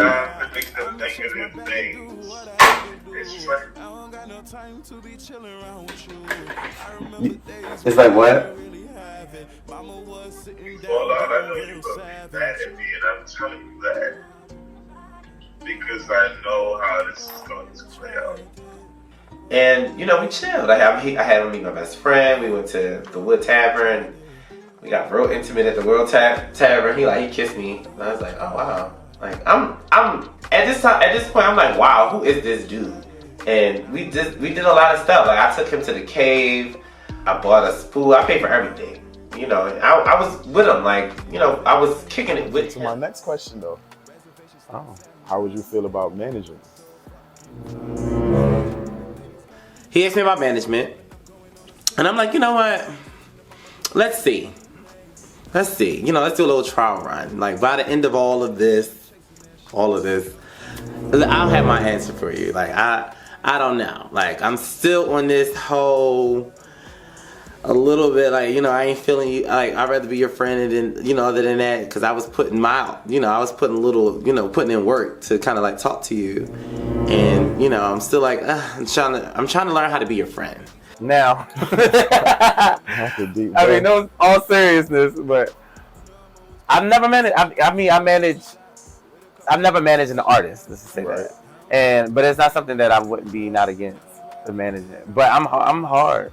Trust me, I know. I'm a hard person to kind of work with when it comes to business. The reason why I feel like you would be a good manager, or a great manager at that, is because you do what you say you gonna do. Yeah. Positive start from jump. You heard. Make sure you call me every mile, every milestone, like every state you hit. I want to know. 20 hours in a row with and then we riding up, and you think I'm gonna let you ride back alone after we done did that ride together? That goes to show you that person really wasn't, whoever this person is, wasn't really that. And if that's the case, bro, I could have came by my damn self because I wasted more time dropping him off to get to my peoples. Yeah, he just hitched a ride, basically. That's all it was. For real, it's like you just always fucking something. Just traveled fucking 19 hours to get there and fucking 19 hours to come back, and all of a sudden now my fucking car wanna act up. 4 fucking hours from my fucking destination. My mind's exercise got me feeling stiff. Yo, who are you telling? Like, I'm stiff as hell. I'm about to start stripping. You about to start stripping? At this point. Oh my goodness, who's gonna pay for that? You said what? I said, who gonna pay for that? Nobody can pay for me to strip. Anybody gonna pay for you to strip? Oh, I can't even say that. I can't say what? Go ahead, say it. I was about to say something, but we got boundaries. I'm glad they're starting to be respected. Cause you ain't see me without clothes fully, so I'm gonna need you to pipe down. See, it's Siri, play Toxic. See what it's giving. Me and homie Dunn had a couple of long conversations. You know, Dunn made a couple of plans to go places, chill out, vibe out. Cause from the last time we met, we've been, you know, corresponding, getting to know each other. And I don't know like heavy shit, but guess trying to get there.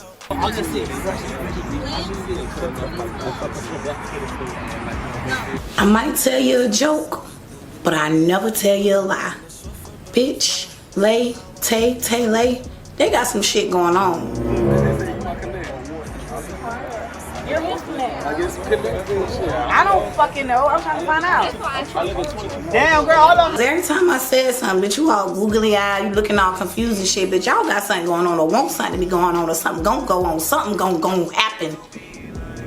Mark my motherfucking words. What's gonna lie? Wait a minute. I'm just here for the good time, not a long time. What's up? Wait up, tell me what it is. No cap, one of the things that brought me towards Tay is his music, and I would definitely fuck with it, hopping on a track with him or making something in the future, because it's giving vibes, and I feel like two dope artists is mashing up with a little chemistry definitely bring a whole lot to the table. No, you connection. Motherfucking hat came off. Drive the fucking boat. Wait a 1 minute. Motherfucker. Drive the boat. And I guess the chemistry just lighten up the room, I guess. Oh, I help you. And you better not get in the bed. Okay, let's take it back. Well, we can decide to move past it or not. Or I would rather move past it so we could focus on what we need to focus on. And that's just as far as everything that's been going on. Like even at the hookah and vibe night, kind of sense something was off with you. Also sense the shots being thrown. This man Jamal talking about I'm Tay's connection to the show. That shit kind of just, that's just blowing my mind right now, cause it's like, what?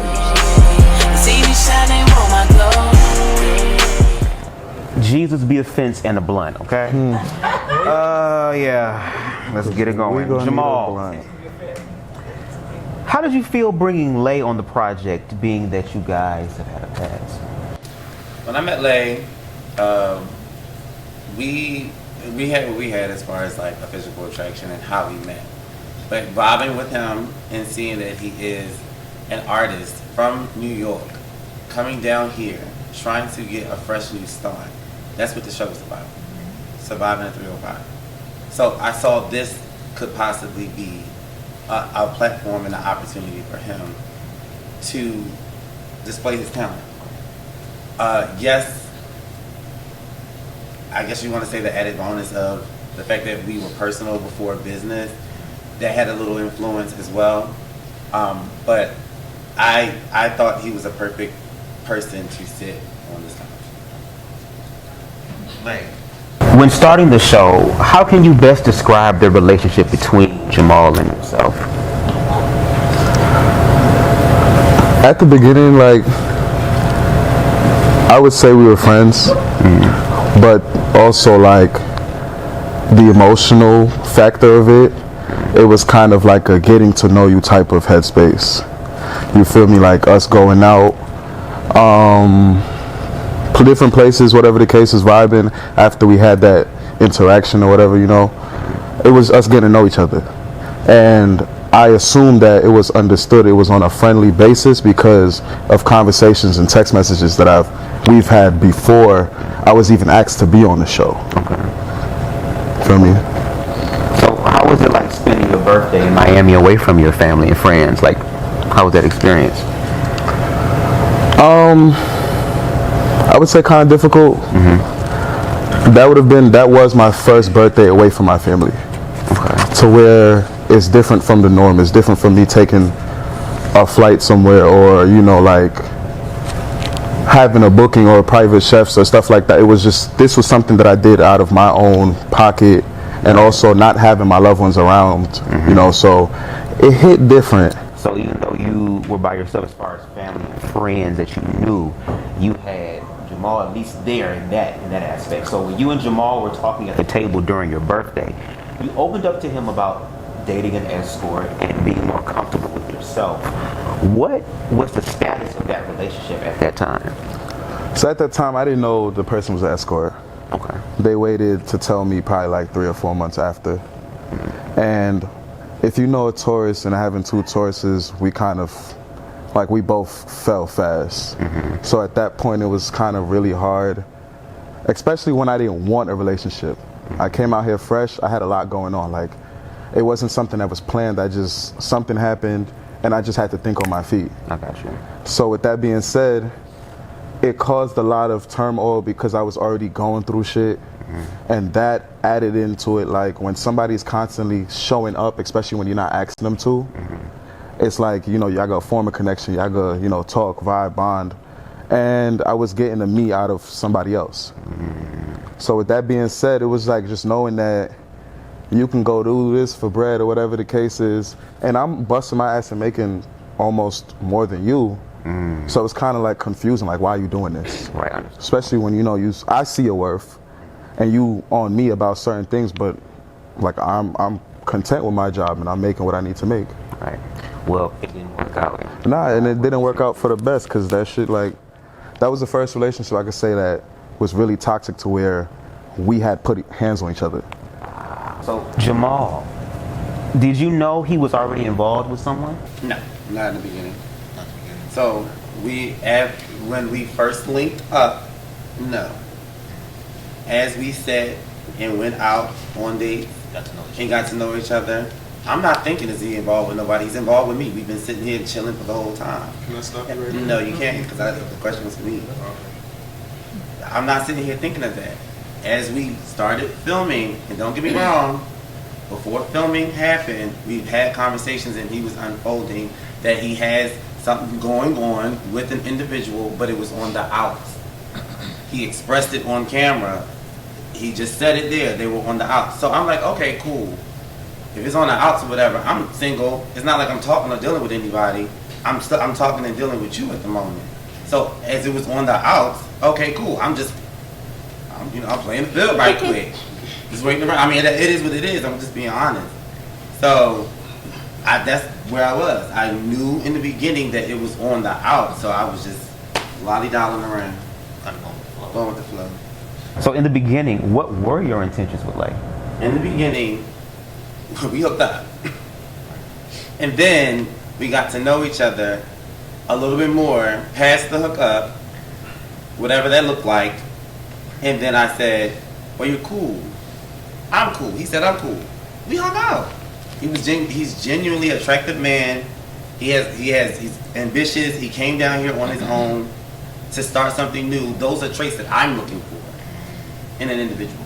So as I'm sitting here chilling with you and getting to know you and the type of person that I know what I want, I'm naturally going to gravitate and feelings are going to start to develop because I'm secure and I know what I'm into and I want. Whether or not he saw it or not, that's where I was. So, Lay, you mentioned to Jamal that you know how things are going to end between the two of y'all, right? What could have been done to prevent things from getting worse, in your opinion? Honestly, looking back, to just I should have never dealt with him, like, after that. Because these conversations were happening before we even went on a date. You see, for him to say that he didn't know before we even went out, you see, probably like within the same week where we messed around. Mind you, I had somebody I was dealing with, but I was dealing with personal issues, and yeah, I stepped out, whatever the case is. You see, after I stepped out, he felt as though, because we exchanged numbers, he felt as though I was ignoring him, you feel me, like I was treating him like how every nigga do, or how these niggas move, or whatever the case is. With that being said, I took it out of my time to express that, yo, I'm in a toxic situation I'm trying to get out of. I just moved down here. I also expressed that I'm not looking for anything. You feel me? And with that being said, his response was, I respect you for telling me that.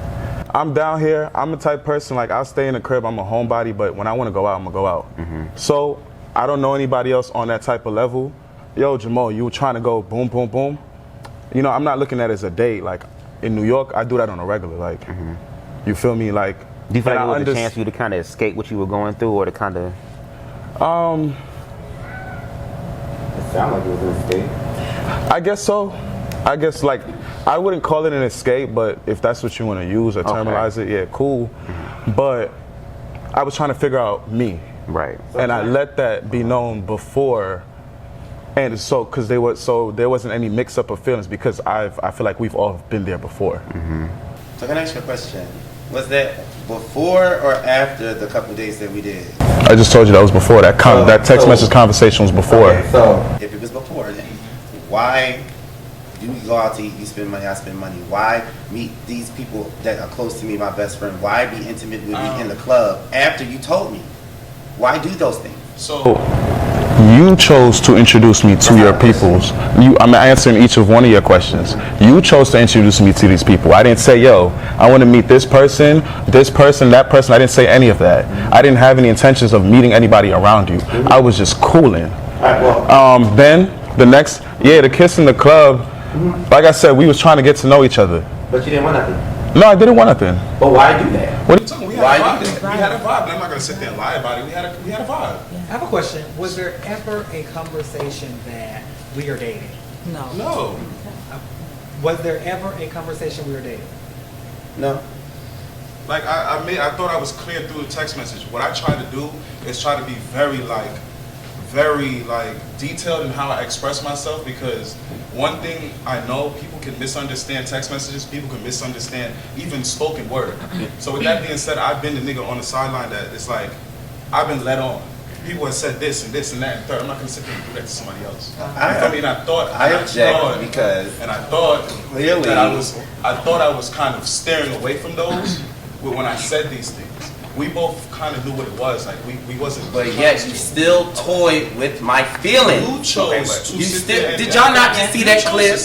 They sit here and talk about you never seen me naked and X, Y, all that bullshit. The conversation came up because I said I'm gonna start stripping. You said nah. You tried to. You said I can't say it because my friends got boundaries. That's what you said. I said I'm glad they're being fucking respectful. Shade my body, so I sat there and said you never seen me without clothes. Then I said I'm before you ain't seen. And then I said I'm glad our boundaries were being respected. And then you was just like certain things. So let me ask you. Question then, Jamal. Even after Lay expressed his disinterest in you, why did you continue to put in the work? He was on my project. So, that's what everybody was saying. After, I still was genuinely interested in the individual. Yes, that is true. And I'm not going to sit here and say that. I'm saying like that's false. Yes, it was.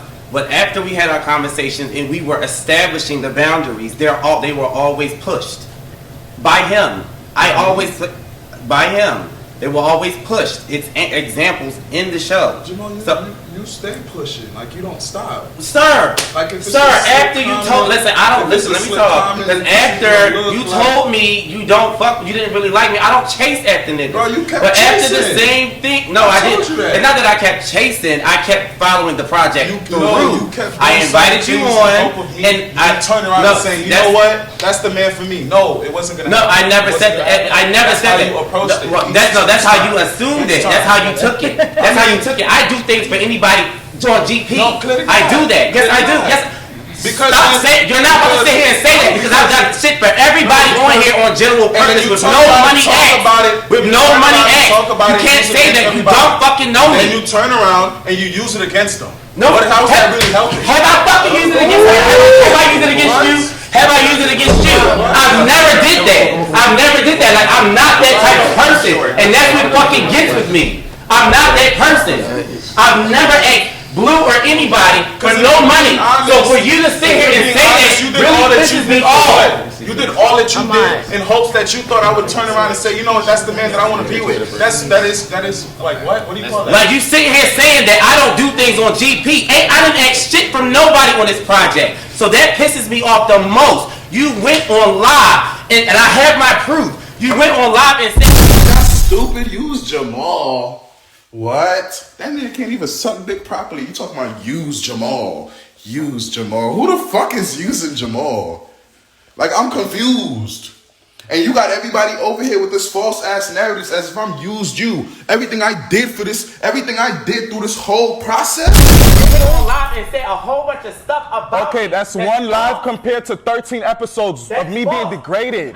Wrong information, twisted and turned. No, but how you edit that shit is different. How you edit that shit is different. On that You camera. see? When the camera came on, that was up to you what you did. I didn't tell you the boy shot And it was up to you to figure out your feelings because I told you what it was. And I was moving All right, past no, them. no, you wasn't. I was moving No, you past wasn't. them. Because And each then time it was you went over and toying. over and over. You went Toying with what? I already told Lay. you after the, like, if we was going out and we messed around the first time on some light shit and we kept going out and chilling and we not having no sexual, no grabbing, no kissing, like, we kissed one time. Bro, and it was to test the vibe. I was in a space where I felt uncomfortable. I was in a new club, a whole bunch of niggas staring at me, and I was uncomfortable. So I'm here with you, so I made the nigga move and I kissed you. So it's just like, bro, like, come on. Like, even after that, like, if I'm fucking with you and vibing with you, I'm a very touchy-feely type of nigga. So I'm gonna be all up on you. And you think we gonna be chilling and going out, like, and we not So you use me? Use you for what? Like, Everything that was done was reciprocated. You You took up a check, I took up a check. Like You me paid for hearing something, it I paid now, for you never told neither me or Blue that situation. You can't lead people on What by situation? doing I did that. tell you that. I did You tell did not tell us that. And I- so even with And- you making it seem like to somebody else that you and Jamal had more than what y'all had going on. Oh, I want this nigga to move and I'ma kiss you in front of the nigga. That's leading Jamal on. You can't do that. Okay, and I understand that, which I have took accountability for before. So y'all want me to keep wearing it around? Yes, I know that. I knew I was wrong. Okay. Why did you feel so comfortable discussing your attraction of Jamal's friend to Nick Nack? Out of to him? So it was kind of like, I wanted, since he was close with him and he knows both of them, it was kind of like, yeah, how do I approach like me? But I'm just cool with, like, I'm honestly, like, I wasn't feeling him like that. And then I met somebody that I actually grew, like, I had feelings for in it, like, in a split second, because it was like, artists, you know, looks, whatever the case is, everything kind of lined up in my head. So it's just like, all right, boom. Kind of like what he said for me, like, that's what I kind of felt without even really knowing him. Okay. So let me ask you this. Do you think it was okay to develop feelings for Jamal's friend? And did you feel that there would be any backlash because of it? Before, I didn't feel like it was okay. I was just honestly like, once I make up my mind and I tell you what it is, I'm gonna still like pursue it or not. I stand on what I do. Now looking back at it, it's kind of like, I don't feel like I was wrong because I was fresh down here. Everybody knew that. If I was supposed to sit there and avoid whichever nigga he dealt with or whichever friend, like, I probably would be stuck in the house. Like, I'm in a new city, I'm a nigga at the end of the day. Like, if I want to vibe with him, who are you to tell me I can't vibe with him? Understandable. You're not wrong, but you're not right either. Like, so let me ask you this, Jamal. It is what it is. We see you, we see Jamal during this season. Okay, we see during this season that Lay was there to help set up for a few of your events, right? How do you feel about Lay coming to help? Always welcome. Always welcome. He was. Why you think my attraction was? Always was willing to help and be available to assist what I'm working on. And it was like a give and take. It was a vice versa. So like when he told me he wanted to do his EP, I'm the type of person that's gonna take my Rolodex and roll it. If I got somebody in my network, I'm gonna provide it for you. If I got a photographer, use my photographer. I don't want no loyalty. I don't want nothing from that. That's your connection. I mean, it's my connection. I had it, but I'm giving it to you to use. I'm sharing it. So it hurts when you sit here and say I don't do anything genuine. When I don't. When you pay for all your studio sessions, I never took that from you. I never said you did it. I didn't get any credit. I didn't get no credit from him. Like I didn't get no like finder's fee or whatever. He never paid me, so I gave it to you. I did those things. So for you to sit here and say on social media, I don't do anything genuinely, that hurts. After you told me what it was still, I think you are a talented individual. Haven't I said that to you? Haven't I said that to you, Venetia? I said he has great music. I want him to succeed, with or without me. Even after our situation, I would still rather not deal with him, but I still want him to succeed. He can still work with the engineer. He can still work with the photographer. What is it? It's nothing. I give, and I do not expect in return. Well, you said Lay's up north swag attracted him to you. Again, I'm just reading. I'm from Philly. Is that? Do you believe that swag is still swagging? He's handsome. I've never taken that from him. But do we vibe on that level? We pop oil and water. It's that shit has sailed for me. But I'm not gonna sit here and say, like, oh yeah, up there ass nigga. No. So speaking of intimacy and all that type of stuff, Jamal, did Lay stay the night at your house during the 4th of July weekend? No, he didn't. He didn't stay the night. We did play house. What did that look like? We did play house. What did that look like? You took a shower. You cooked. You made some great cocktails. Okay. You did. And y'all ain't fuck? Night, right? You just said 4th of July night, right? So that same night, my car got towed, right? He helped me, he basically helped me get my car, whatever the case is. Then we went back to my spot because he had paid the money because I didn't have enough cash on me. So he drove back with me and he spent the night in my crib. What do you mean play house? Like, no, my house. It's about my house. What? When you came the next day, and we stayed, you literally we cooked. That's what you call play house? Niggas ain't taking showers in my house and cooking and cleaning and making me cocktails. I mean, that's, and you see that's, they're not doing that. And I feel like that's, we got to that conversation before to where I explained to you the type of friend I am. When I'm back in New York, my friends take showers in my crib. Like, we all be in the backyard in my pool, one person grilling, one person making drinks. It's just that type of vibe. Like, we do shit. Well, that's why I feel like down here is different. Like, I'm definitely a different being. Like, they're not doing that down like New York, we give. Do you feel too invested when it comes to Lay's progression during the season? So in the beginning, yes, I was aggressive because we were having our little situation or whatever it was. But if I care about you and you are considered into my inner circle, Blue and Venetia, Knick-Knack can attest to that. I will give what I can. I will give my last and not expect at all. I will continue to. So he was considered in that circle at that time. Yes, it was early. It was 3 months, 4 months in. It was. But yes, I was aggressively helping him, whatever I had. We was talking steadily. So if he needed something, I'm gonna see if I got you. I'm that type of nigga. Like, I'm that type of dude. I'm gonna be there for the dude that I wanna talk to. I'm gonna be there for the dude that I wanna date. And I'm gonna be that way for my friends. Yep. Every last time. So it seems like you both are literally kind of in the energy the same person. It's just the way there's connection with is just not working. Okay, that the fact that I'm not his type. It was never about that. But as things started unfolding on the season, I feel like the loyalty and disrespect happened. And whether or not it was on his end or on my end, yes, I ain't gonna lie, I threw low blows. But at the same time, it does not amount to the work that me and him has done together. Thank you for that. Your boas and stuff. Appreciate it. Okay, but my thing is, I'm sorry, just hold that thought for me, okay? We'll be right back with the second half of the Surviving 305 reunion.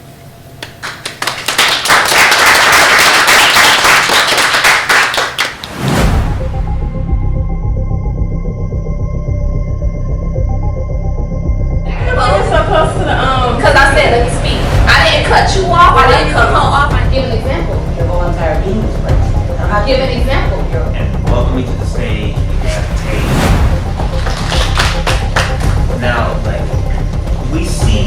You left my house the weekend Bob night with his house. Anybody else has to say? You're choosing what to put, when to put, and how to put it. If you want to date him, bring him on cash. Let's highlight it. That's fact.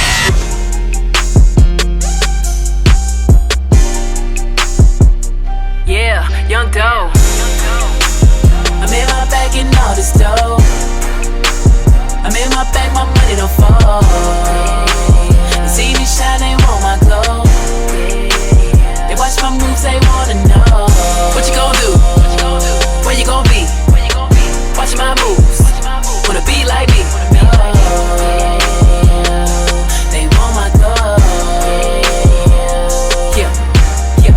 working for me, I'm up in my bag. Don't work in retail, but I got the racks. I'm schooling these niggas.